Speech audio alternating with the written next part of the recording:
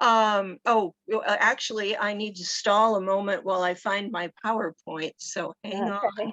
Okay. Point. Okay. Okay, can people see that? And let's put it on the full slideshow. And Would everyone mute yourself? unless you have a good question, and then you can unmute yourself, or even a mediocre question. Okay. Whoa, how did that happen? I did not touch my computer. Okay. Race is the idea that humankind is divided into physically unique subgroups with distinguishing characteristics such as body shape, strengths and weaknesses, intelligence, skills, character, morals. And then, as we saw last week, science has demonstrated that there is no pattern of unique and bounded characteristics. We're all a lot alike in our intellectual abilities. For example, if you look at languages, there's really no such thing as a primitive language in use today. You can say anything in any language, although some things are easier to do depending on what language you're using. For example, it's been demonstrated that it's quite easy to lie in English. And that could be one of the reasons why international business is increasingly turning towards English. Another really surprising thing about language, the Navajo language, which is not a noun verb language like we have, it's a relational language. They've actually done this experiment. If you explain Einstein's theory of relativity to an 8-year-old Navajo speaker, that 8-year-old Navajo speaker can understand it. The language facilitates the comprehension. And they've tested that by seeing if the 8-year-old Navajo can explain it back to a physicist. And all of the 8-year-old Navajos they've tried this with so far are capable of explaining the theory of relativity because they have a relational language instead of a language that freezes concepts into separate nouns and separate verbs. Whoa. So there isn't a lot of difference in our intellectual abilities. Even primitive people can grasp incredibly advanced concepts. So how did cultures such as ours develop the belief that there are races, that you can look at a person and detect some physical characteristic and then know their intelligence and know their moral abilities? Where did that develop? Well, yeah, so here we go. It was Europeans invading the North and South American continents that invented race to begin with. There were kind of rudimentary ideas floating around, but it was the Europeans who needed this idea to facilitate the theft of 2 entire continents that they came up with the idea and polished it into something so incredibly useful for dividing human beings. The Catholic Spanish version is somewhat different. The Catholic and Catholic Spanish and Catholic Portuguese versions are different. When they arrived in the New World, they were trying to understand, give meaning to what is this thing we're looking at? We didn't know this was here before. Our traditions don't tell us what to do with this. They compared it a lot to European myths of paradise, not only biblical concepts of paradise, but Europe has had a long tradition of associating the West, whether Christian or pre-Christian, pagan, the lands of the dead are in the West. Even in Tolkien, when the elves are leaving Middle Earth, they're headed west, or at least since I'm aware of how the West is thought of as magical, otherworldly, the land where we go beyond death. There are an awful lot of people who sailed west from Europe. And of course, the Vikings did settle. We've proven that. We found their settlements.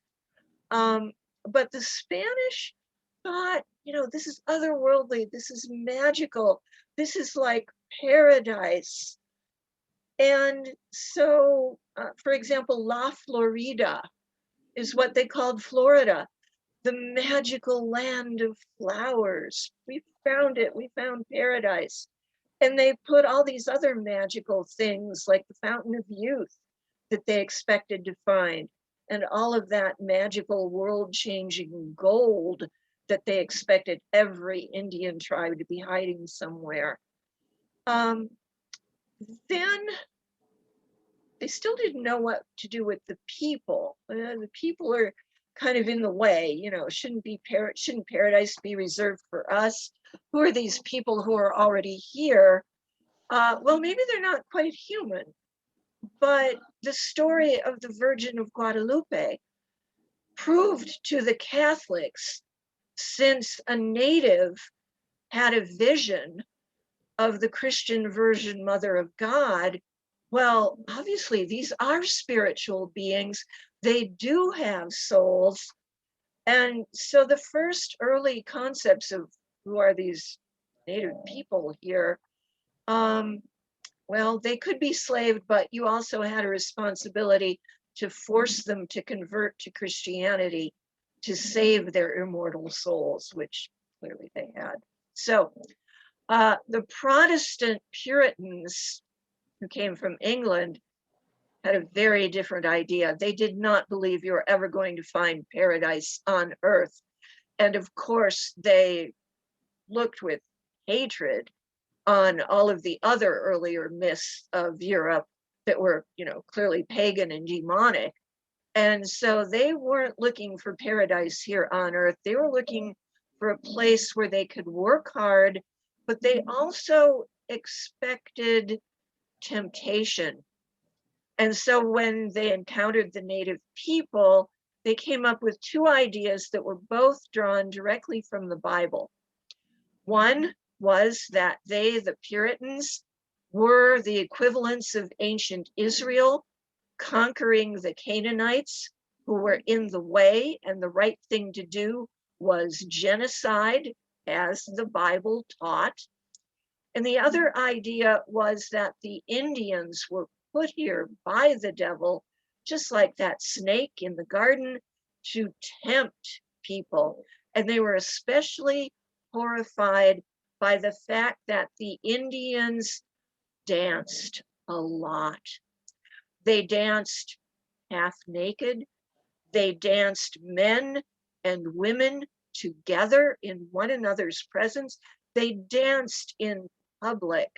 Clearly, they were the devil's own.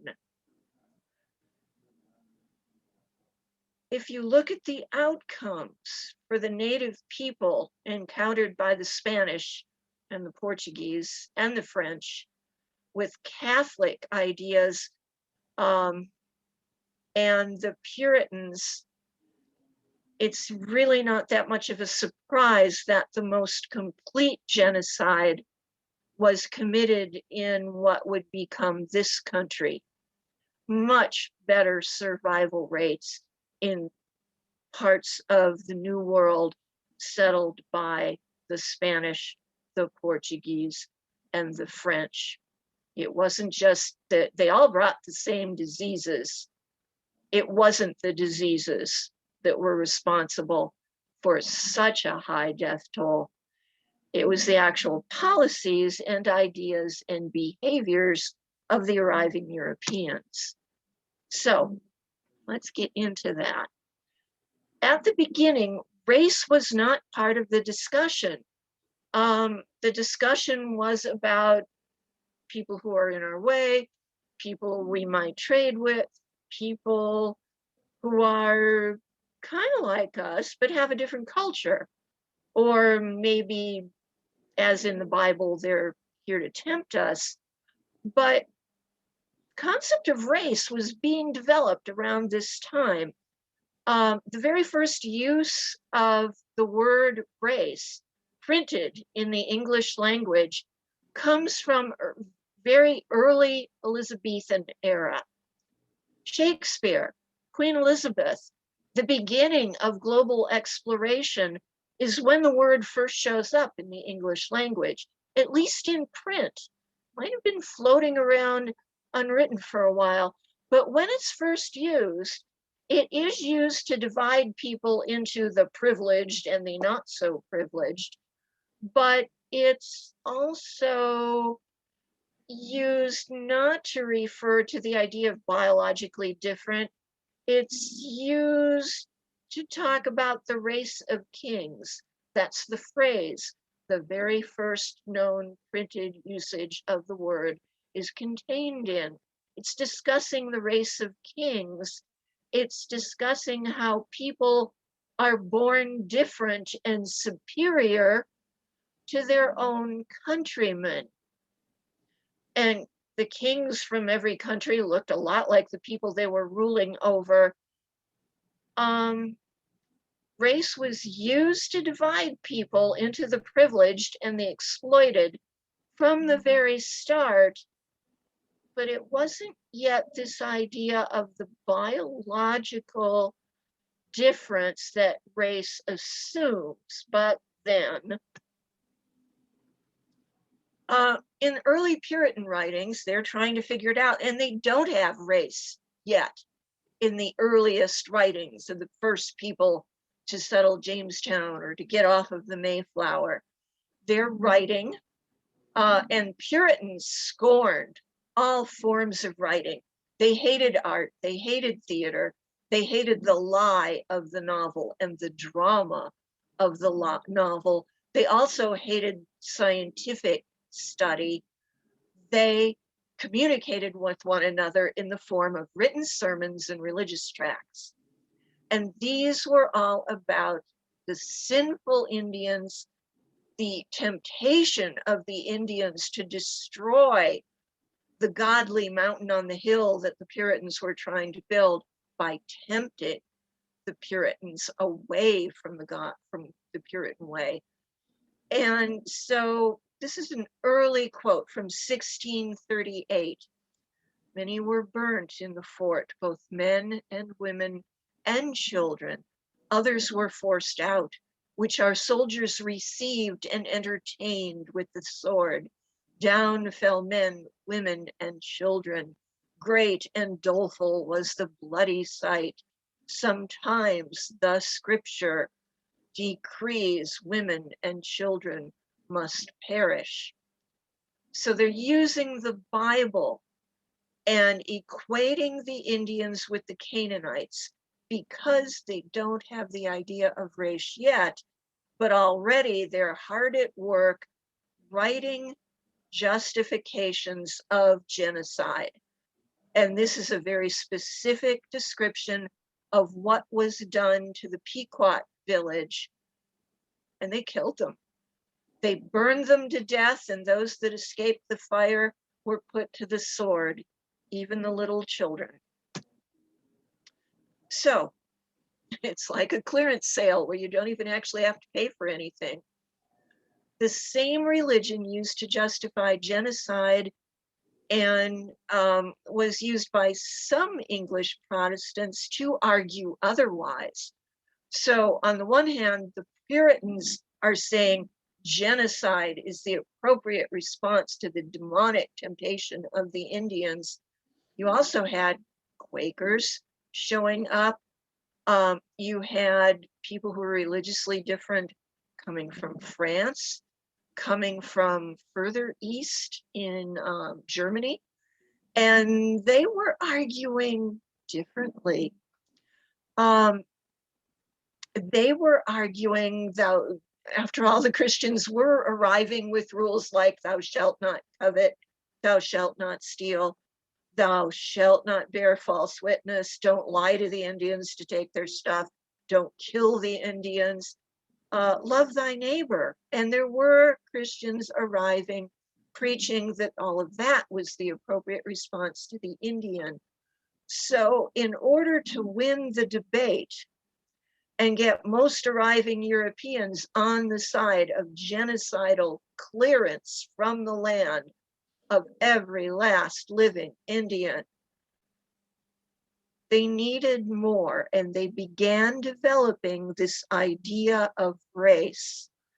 And so I have a quote here from Benjamin Franklin from this is quite later, this is from the 1800s. And the idea of race is becoming pretty well developed by this time. And so Benjamin says, oh, their dark colored bodies, half naked, seen only by the gloom of the bonfire, a scene most resembling our ideas of hell. He's describing the Indians. He's still pulling in religious ideas, but all of a sudden, one of the most horrifying things about them is their dark colored bodies. And of course, Native Americans' bodies are not that much darker than the average European. They are darker than Nordic Europeans. They're actually a little lighter than some Italians and Spaniards. But he's noting their dark colored bodies. And that becomes a reason, an excuse. If you can look at the color of their bodies, you can see the color of their souls, and they're dark and they're dangerous. And anything you can do to get rid of them becomes justified. Today, only about 1% of the United States population lists itself annually in our census as Native American. Most of the Eastern cultural groups are literally extinct. There may have been refugees who fled and joined other groups as they all fled eastward, but you're not going to find any of the people named in the very first publications who lived along the coast. They're not there anymore. And interestingly enough, recently they've done genomic plotting of North American dogs, expecting to find some genes related to what they can detect in burials of Native American dogs, in archaeological remains of Native dogs. And virtually none of the Native American dogs' genetics have survived. Our mutts had no dogs left to interbreed with. Virtually none. We killed their dogs even better than was done to the people. Now, the legal definition of genocide includes things like trying to eliminate a people through forced sterilization. And forced sterilization as a policy of the United States government actually didn't end until the 1970s, when the Native American movement broke into Bureau of Land Management offices in Washington, D.C. and occupied them, and then were surrounded by troops and got stuck there for several days and had nothing to do while they were trapped in the building but start going through the paperwork. And they discovered all of these records of Native American women who went to Indian service doctors with things like a cold. Could you please, prescribe me something for this headache and this runny nose? And next thing they know, they'd be waking up several hours later. And the doctors would just say, oh, well, you must have dozed off there. And then after years of trying, they'd discover that they had been sterilized. I actually had a Native American friend. He was a professor at one of the universities I've taught at. And his sister even though they were middle class Native American, his sister was one of the people, no permission, not even told what they were doing, not even after they had done it. His sister was one of the women that they had gotten this way. So it wasn't until the 1970s that our government stopped doing things to Native people that fit the official international agreed upon definition of genocide. So they've taken, or they're in the process, they've got a lot of land and mineral resources and water resources and even seeds that they have taken from the Native Americans and knowledge that they've taken from the Native Americans. And gosh, they've got so many resources. They don't have enough people from Europe to do all the work. So they encouraged more immigration and began even encouraging people like the Hessians to come over from Germany. And then also began purchasing kidnapped Africans to do the work. At the beginning, Africans married their fellow indentured servants. There was no concept of race at the very beginning. And so there was yet no concept that it was wrong. And so if you're members of the same class, you're a servant in the same household, African men married European women and European women married yes, get that both ways. Men and women married one another because there was no concept yet of an inferior and superior race. And we're both the inferior class here.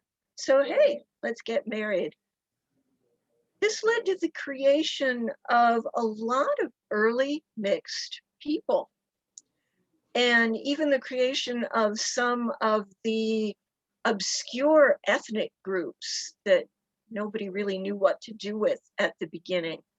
And people who later would have to hide their mixed heritage. So you've got the land, now you've got to get the money. They needed a new way to deal with these people they had purchased from Africa. Freeing your slaves reduces your wealth. It loses you the labor of their income, and it forces you to pay wages if you want to get any labor. So soon the racial ideas that were beginning to be applied to Indians came also to be applied to the purchased slaves. Their skin was even darker. And at first, because there was so much intermarriage, it was hard to do, but they began passing anti-miscegenation laws. In other words, laws against intermarriage. And they began emphasizing, and Americans still go with this, that you're one race. Even if you're mixed, we're going to assign you one of those races that we know you're mixed of. And we're going to talk about how that idea is still the prevalent way of doing it today. So scientific studies were also begun at this period. And we know that Thomas Jefferson was highly educated, very interested in science. And he was one of the people who actually published in the field of dedicating mathematical effort, trying to figure out how many generations of white remarriage into the white race it took to cleanse people who were of mixed blood of the deficiencies they would inherit from their African ancestors. So Jefferson decided, interestingly enough, that his own children with his slave Sally Hemings were just enough. They were just over the line Sally herself was of mixed blood. She was more white than she was black. She had her grandmother was the first African woman to be mated with, no marriage, just mating. And then her owner had sex with her daughter, and again, more white blood. Sally Hemings was, let's see, she was 1/8 African and 7/8 white. And her children with Thomas Jefferson were 1/16 African and 15/16 European.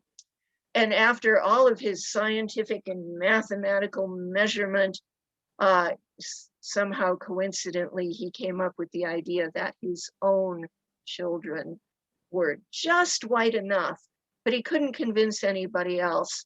So legally, they were still slaves. And we'll talk a little bit more about that later. And practical politicians would have none of this scientific mumbo jumbo and mathematics.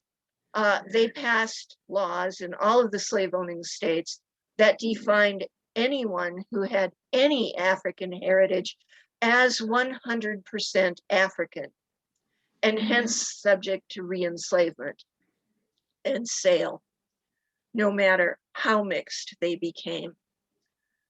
And that meant that all of the people, such as the Melungeons of North Carolina, of the Appalachians, of Virginia, of Kentucky, had to hide their mixture and try to pass for pure white. So this rule that you are a member of the race of your lowest ranked parent is a rule that's referred to as hypodescent by sociologists. So hypodescent is the rule that we still use today in the United States. Nobody goes around saying, oh yeah, you need to keep with the rule of hypodescent. It's only the sociologists who needed to come up with a rule for the custom that they see us all following that actually gave it that name. But we follow that custom. And here's a good indicator. Hypodescent today, we all know who this guy is. And we all know that he had an African dad and a Euro-American mom. Yet nobody celebrated our first half-Black president. Neither did they go to the opposite extreme of saying, well, he's half and half, we'll call him white.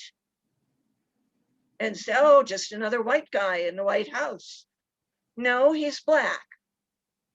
But look at him, he's not all that dark. In fact, you can even look at our own Zoom projected complexions next to his. He's not very dark at all for our first Black president. And we've gone on to assume that he's steeped in Black culture, even though we know he was raised by his white mom and his white grandma in a white neighborhood. We think he's essentially different from white people because our custom of hypodescent makes him Black. It's really quite irrational. And I'm going to show you just how irrational it gets. Here's Tiger Woods, the world's first great golfer who was Black. Except if we get into his ancestry, his dad was 50-50. His dad was half European American and half African American. He was a soldier sent to fight in the Vietnam War, and that's where he met Tiger's mom, and she's 100% Southeast Asian. That means that Tiger is half Asian. He's 1/4 African and 1/4 European. And that's why he's the world's first great Black golfer. Huh? And just recently, in the most recent Masters, Hideki Matsuyama is the first Asian to ever win the Masters, which I think Tiger won it 3 times. But he's black, even though he's got way more Asian genes than anything else. This is our custom of hypodescent. This is how we put people into racial groups. It's completely illogical. Now let's compare our system to the system in Brazil. It will help us understand our system a little bit better. And so here are a bunch of Brazilians, and you can see a range of hair types and skin colors and hair colors. And yeah, that looks like a bunch of Brazilians. Of course, they're soccer fans. They did the exact same thing we did. Europeans conquered the Native Americans, took over all the resources, and then said, this is way too much work than we can ever do. Let's buy some Africans, just like here. Except one major difference made the whole thing in Brazil. Their racial system is quite different from ours. So they don't believe in hypodescent. They don't use that custom. Mixture changes your race. Usually they don't expect children to be the same race as either parent. They recognize a whole bunch of in-between races. They don't have 4 races. They literally have hundreds. There are races recognized in different parts of Brazil that nobody's ever heard of in the other end of the country.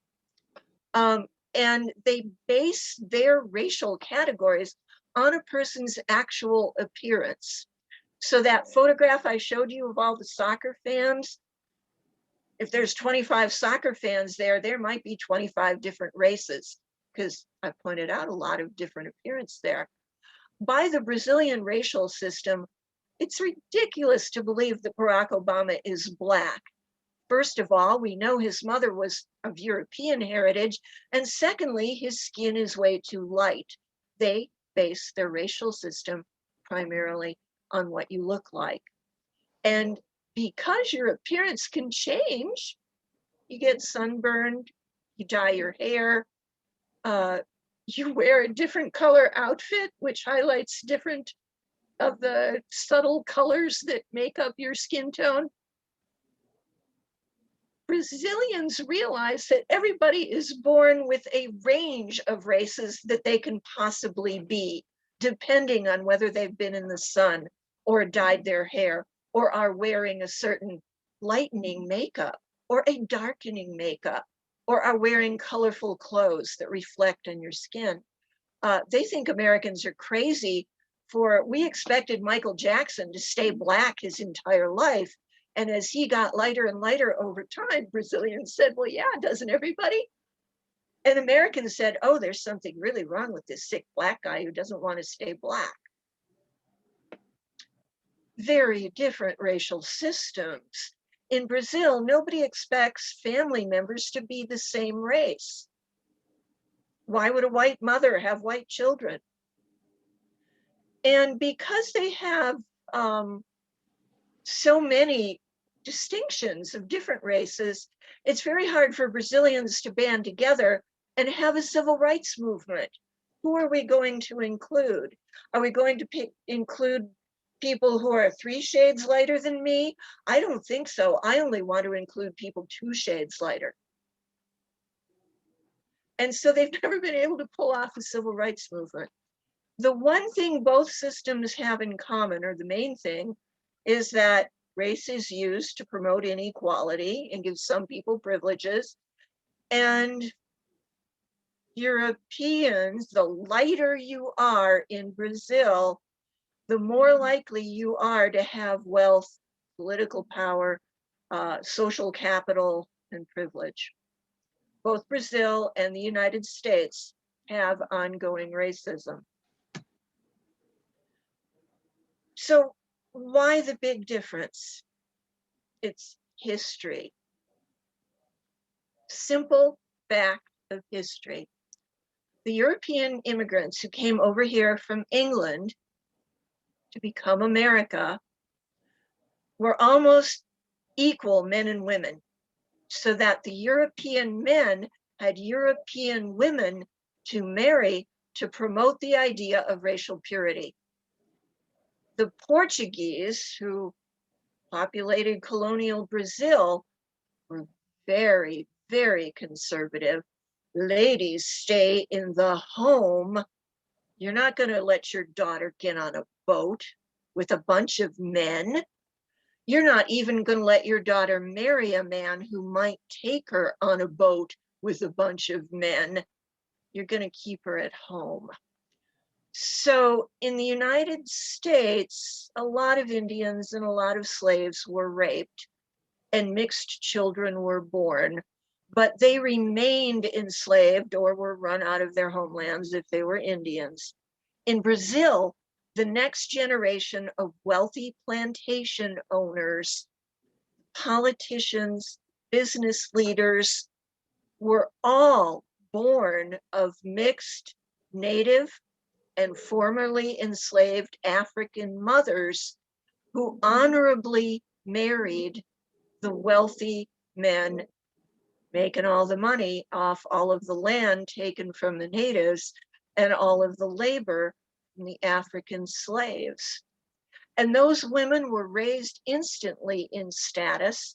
And can you imagine the wife, the lady of the plantation, sitting on the porch with the big high white pillars, sipping her mint julep and letting her own mother labor in the fields? No, she's going to make her husband elevate the entire family. And so it was in Brazil. So let's think back to Thomas Jefferson and his well-documented, genetically proven relationship with his slave, Sally Hemings. He could have married her and made his children legitimate. His children could have inherited Monticello.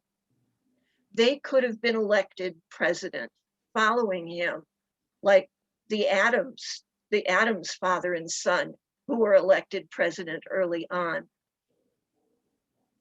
However, it was against the law. It was miscegenation, a crime that would have been punished. He'd have gone to jail if he had tried to marry Sally.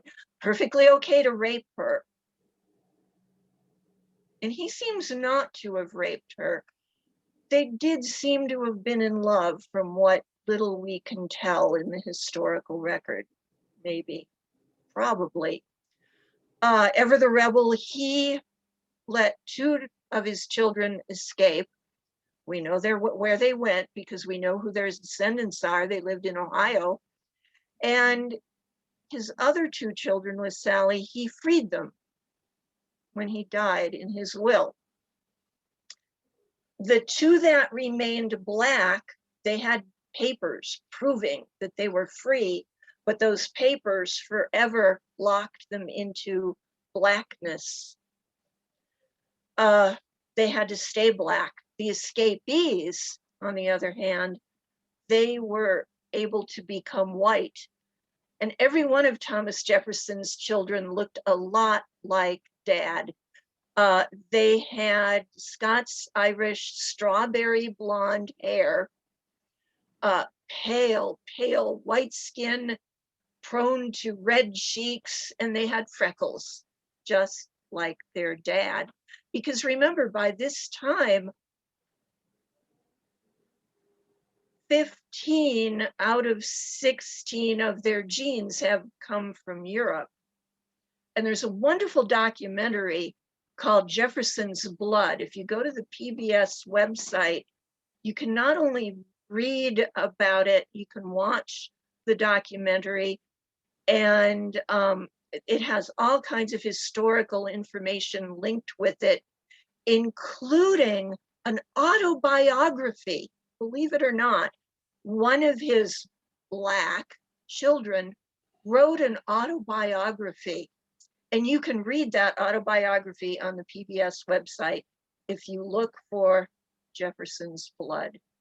There's also a number of good books written about him and his relationship with Sally Hemings. But then there's George Washington, who was much more, well, white about it all. And he was sterile. He had no children. Martha had been previously married. She was a widow. And so her children came into the family and took the name of Washington. So we have a lot of people descended from his, in particular, one adopted stepson who probably raped every slave he could trap in the barn. We know because people alive today have also taken genetic tests to prove that they are descended not from George, but from Martha and her son, George's stepson. Martha did nothing to free her grandchildren. She sold some of them for profit. She ordered them whipped. They were slaves. And this was the system that had developed. Some people want to say that Thomas Jefferson was a terrible man for having sex with a slave and so many children. And yet he seemed to have remained faithful to that one woman. Unlike the slave owners who raped their slaves and sold their own children because they lived in a system that didn't recognize those children as their own children. Thomas Jefferson made much more moral choices than the average slave owner in the South. And I will mention here that for a while I was first in grad school, I dated a descendant of the Rusk family. Remember Dean Rusk from politics in the 60s and 50s? He was descended from Southern plantation nobility, and the Rusk family was in the process of trying to figure out what they were going to do with all of these people coming forward and saying, well, we may be Black, but we're your distant cousins. It's very common. But because of hypodescent, they could claim that their family was not their family. But since race did not directly determine class status and wealth in Brazil, Brazil found it really easy to gradually phase out slavery without any disruption to their political stability or their economy.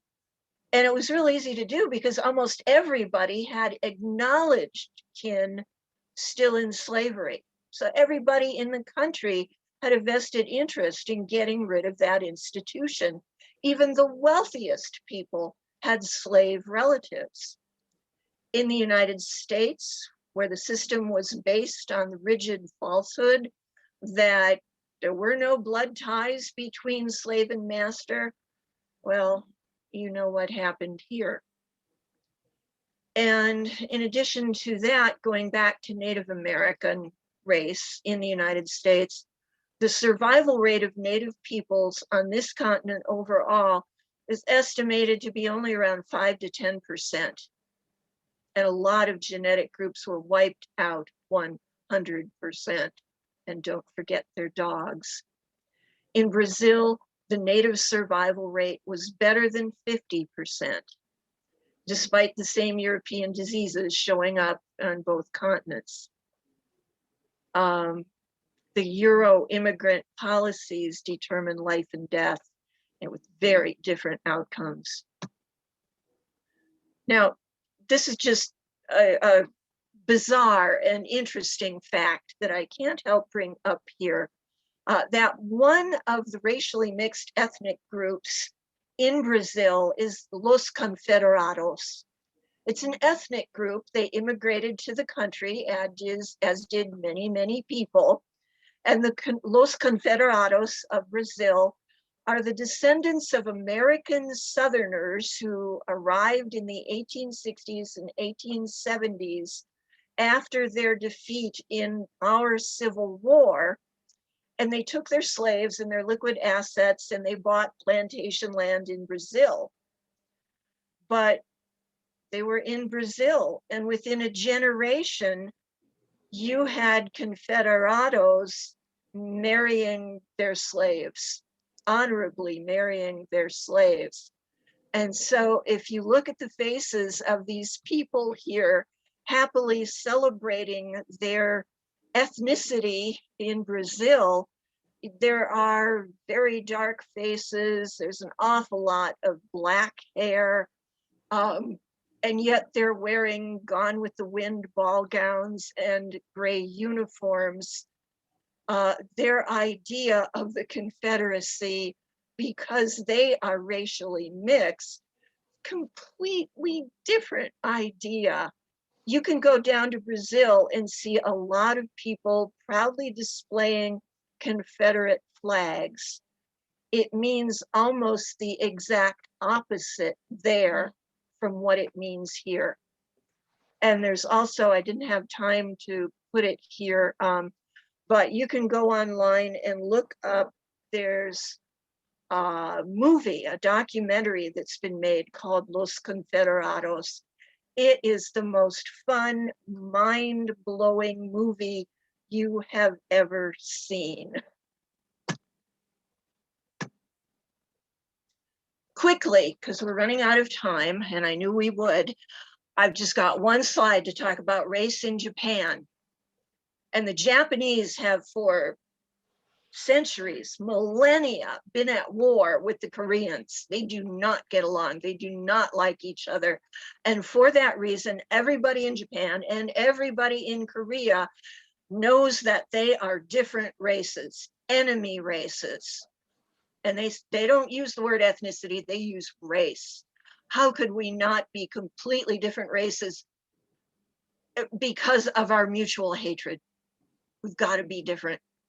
And yet, I didn't mention it in the slide, when they did the genotype for most of the people of Japan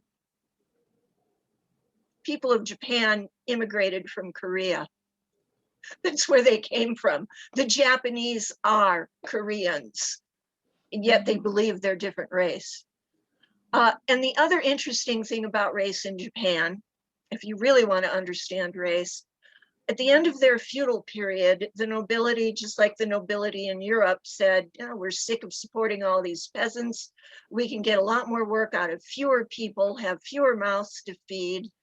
In Europe, it was called enclosure when they threw the peasants off the land, and that created the impoverished industrial working class. In Japan, they called a group of people, oh, there are so many insulting names for them, I'm not going to use any name for them. But it created a class of landless, desperate, exploited, low-wage people who wandered the countryside homeless generation after generation. And if they ever got homes, they wound up in the big cities, in the impoverished slums. They're discriminated against in wages for hundreds of years. And in order to justify that mistreatment of their own countrymen, rumors were spread. They were born inferior. Everybody knew where they came from. Everybody knew the history. They were selected by the nobility to become a lower class, but they became racialized. And the rumors said that they were born physically inferior. Their brains weren't fully developed. That made them uneducable. Don't bother sending them to school. They couldn't grasp it. It gave them immoral tendencies. You can't trust them. Don't ever trust them with good wages. They'll just spend it on drink and prostitution. Criminals, they're born that way. And their skin tone is identical to the other Japanese because they are Japanese, but they came up with a myth that you could smell them. That was chemical marker of their physical, genetic, biological difference. They were said to smell horrible. They're still said to smell horrible by the Japanese, who remain racist. And they were banned from the public bathhouses that proliferate all over Japan because of that horrible smell. And banning them from bathing, of course, ensured that they smelled, along with forcing them to do all of the hard labor and then not be able to go home to a bath at the end of the day. They were confined to slums. If you really want to understand race and why people create races, the Japanese case, oh my God, illustrates what races are for. Take a group of people, you want to profit from exploiting them, charging them high rates to live in slums while paying them next to nothing, and justify it by saying it's their fault, they are the ones who are inferior. That's how race works. Quickly, we've got a couple minutes. Race in South Africa. British and Dutch colonists fought with one another, as well as fighting with the local indigenous Africans. And eventually the British won in the Boer War and took over. And once again, they said, gosh, we've got so much wealth here. Not even the people we've conquered can do enough work to develop it all. So they brought people over from another British colony, India, to work at low-paid desk jobs and be day laborers and household servants. The hardest labor was reserved for the Africans, and the Dutch were used as beasts of burdens once they were defeated. The vast majority of the population were the conquered Africans. The British decreed themselves to be the master race. An inferior race was the Dutch. You could tell they had a much higher frequency of blonde hair and blue eyes, deemed inferior in this case. Below that were the Indian laborers, and below that were the African majority. And this one can teach us we need to rethink the idea that maybe people get oppressed because they get outnumbered. They're definitely the numerical majority, not a minority group here. And they maintain that inequality through a system of geographic separation. Everybody had a neighborhood they had to stick to, or even reservation-like places where the Native Africans were required to stay. Everybody had to have papers justifying travel, and higher education and all government forms and government activities were in English, whereas the Dutch continued to speak Dutch and were forced to learn to read and write Dutch, so that they needed an English speaker to get through government forms, get a higher education, couldn't do anything in the country without English. And even the Africans, if they were allowed schooling, they had to learn in Dutch so that they would be linguistically handicapped when it came to any kind of advancement in the English-speaking system of the South African elite. So, summary, race is a social construction. Its creation includes rules for family inclusion and exclusion, rules for transfer of property through both violent and legal means, such as who could inherit Monticello, and rules for the recognition, exaggeration, or denial of what's in plain sight, or in the case of Japan, plain smell. Race is never just a neutral attempt to categorize people. It's always motivated by one group who wants an advantage in having access to wealth and power. And racial ideas have never been invented to just organize people. They're always invented to justify systems of oppression. And I have a reading recommendation at the very end. Some of the information I got, such as the quotes about the dark-skinned people by firelight, have come from these 3 incredibly fat as Harry Potter tomes, the life works of a man named Richard Slotkin. He invented an entirely new way of studying people. He calls it being a culture historian. And he traced American popular culture for 400 years, since the very first religious tract written by the very first of the Puritans, through the Vietnam War, and our popular movies, and throughout the Vietnam War, and even into the present, even in Afghanistan right now, soldiers refer to dangerous territory as Indian country, and use all kinds of metaphors for the other, whatever other we're fighting today. They are likened to Indians, just like the original people fighting Indians likened Indians to Canaanites from the Bible. Conceptualization of race in our country, yeah, that's what I've got to say.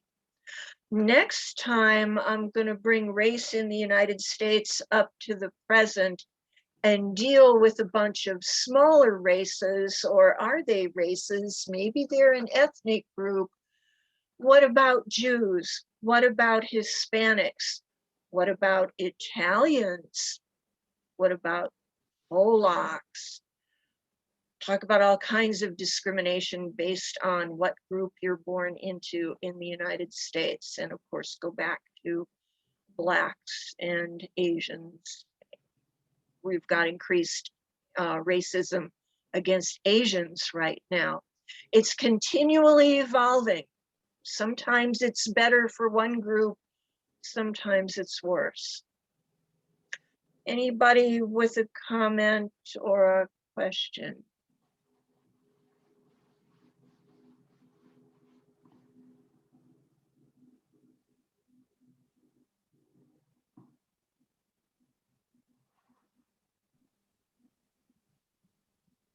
Anybody? Feedback, please, I'm begging. Hey, Linda. I thought that was very interesting about Brazil and the comparison. Yeah, if Americans go to Brazil, their race changes. You know, if you're a dark white person, they don't recognize you as a white person in Brazil. If you're a light black person, they don't recognize you. You know, there are all kinds of multiple different words for minor distinctions in, are you Indijo? Are you indigenous? Native American? There are all kinds of different distinctions. We've noticed that with people within families in Mexico, how they can come out all different colors. Yeah, nobody expects everybody in the family to be the same race in Brazil. You know, you got 2 parents with 8 kids, you've got 10 different races.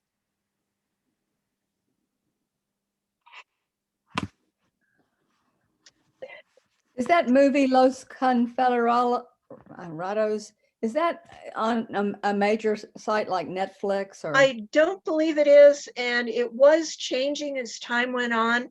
I used to show an abbreviated version of it, which was available online. I used to show it to all my classes because you would, in particular, it had this one young woman, and she tells a story, and they had illustrations to go along with the story. And it was about her ancestor who made the journey and how he fell in love with one of his father's slaves.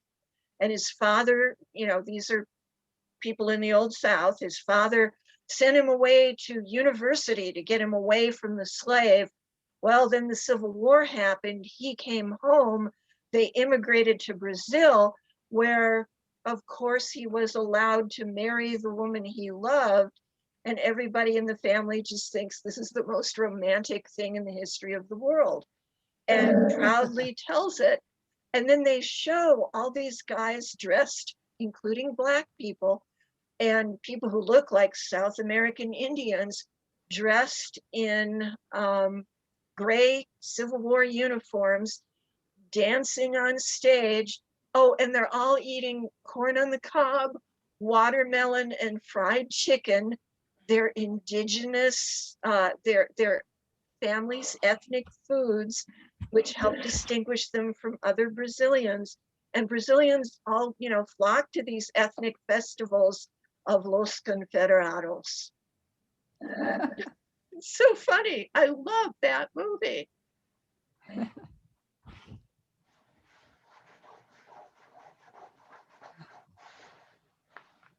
Okay, I guess that wraps it up. Tell your friends about next week.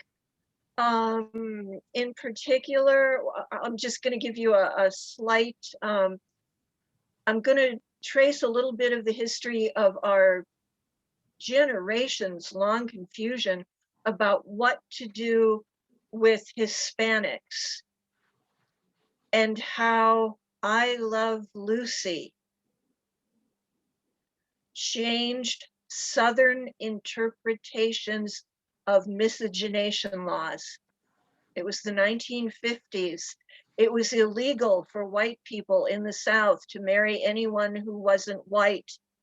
When I Love Lucy first came on television, it was banned on Southern television stations because she was married to a Cuban who was not white.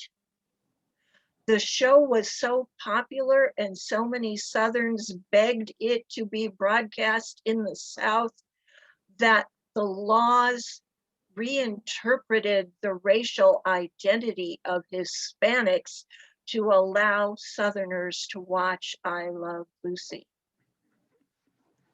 And you could marry them all of a sudden in the South too.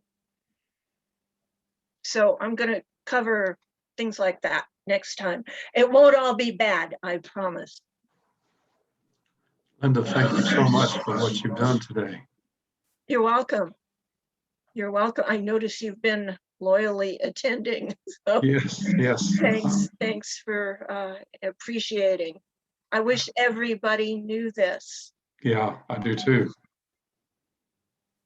I'm also going to talk about my non-white ancestry, even though as far as I know, I am 100% European. But when Grandpa arrived, that didn't make him white. Well, So- Linda, thank you. You're welcome. And And we'll, thank you, Cheryl, for doing all these series and things that you've done Well- online. you're welcome. And we'll see you next week for the final installment. Okay. Thank you. Goodbye, everyone. Bye-bye. Bye-bye.